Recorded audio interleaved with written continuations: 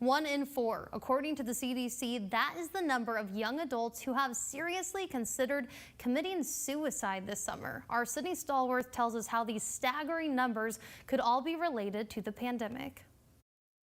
It was almost like one day in March, everything was okay, and then all of a sudden, things changed tremendously. We spoke with psychotherapist Monretta Vega about the numbers. The CDC analyzed responses from over 5,000 people in the month of June. 10.7% of respondents overall reported suicidal thoughts. But of those numbers, 25.5% of all the people ages 28 to 24 say they seriously considered committing suicide during that time frame. And 16% of people ages 25 to 44 say they had thoughts of suicide too. Negative thoughts kind of continue and intensify along with the anxieties from the pandemic and social cues of the world that were happening at the same time.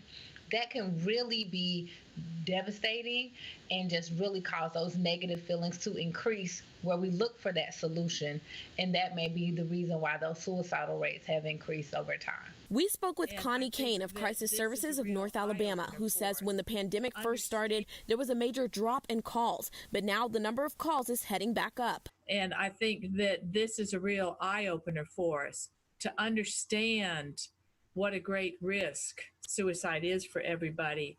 The numbers have been steadily climbing. We have seen. She says if anyone feels they need someone to talk to, help is there, starting with a 24/7 helpline. We need to be very open in asking about suicide, to ask directly, are you thinking about suicide? And if you just want to chat with someone in a moment of high stress, or if you're worried about a person you love potentially being suicidal, Crisis Services of North Alabama has a free text line. The number is on the screen.